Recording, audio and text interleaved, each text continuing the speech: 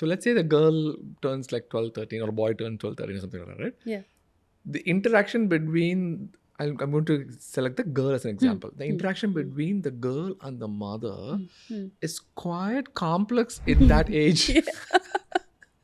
Yes. Between 12 Yes. to 17. Yes. The Yes. girl thinks that the mom is Yes. absolute Yes. villain to her. Yes. Yeah.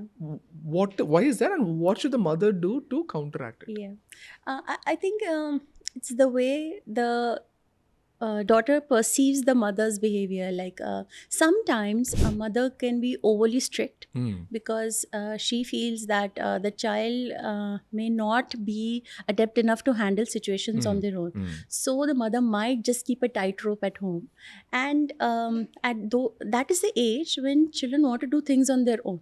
Like they have definitely been doing small things according to their age, but they're a little more intelligent than what they were generations ago. So like even between that mother and daughter, there's quite a huge generation gap. It's not like just one generation gap, but it could be many generation gaps put together.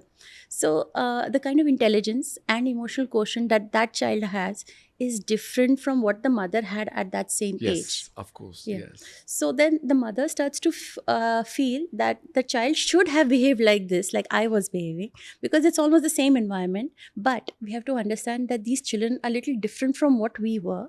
So we have to accept this change, and we have to modulate ourselves a little.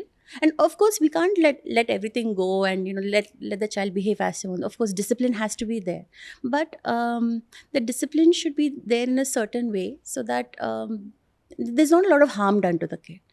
Like it's okay if 5-10 minutes of overplay is fine. So you need to know how to draw the line over there.